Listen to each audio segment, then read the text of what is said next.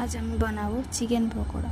Chicken পকোড়ার জন্য নিয়ে নিয়েছি চিকেন, তাতে দিয়ে দিয়েছি পরিমাণ মতো বেসন, কর্নফ্লাওয়ার,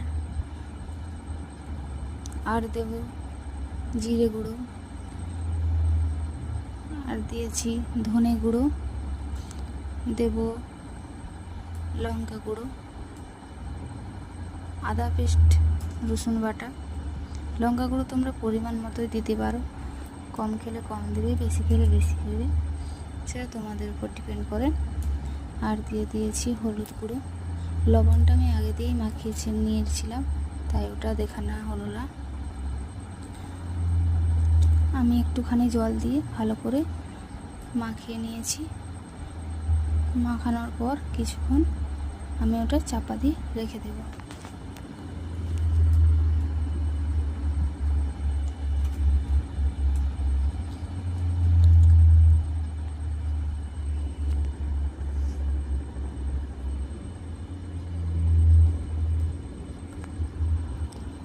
তারপর কড়াই বসিয়ে কড়াইটা গরম হলে তাতে দিয়ে দেব তেল। তেলটা গরম হয়ে গেলে দিয়ে দেব এক এক করে মেখে রাখা মাংসের পিসগুলো।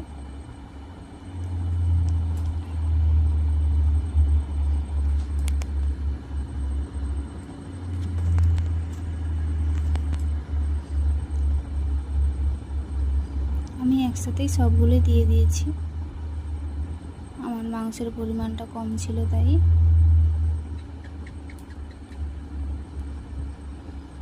তারপর আমি নেড়ে নিচ্ছি।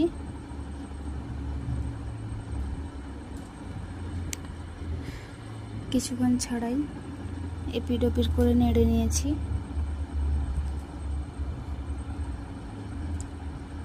দেখতে ঠিক এরকম লাল লাল হয়ে গেলে কিছুক্ষণ নাড়াবে, নেড়ে ভাজা ভাজা হলে বোঝাই যাবে। তারপর তোমরা নামিয়ে নেবে ওগুলো। এরকম বাড়িতে বানিয়ে খেতে পারো, খুব ভালো লাগবে। কম টাইমে কম খরচে দারুণ রেসিপি।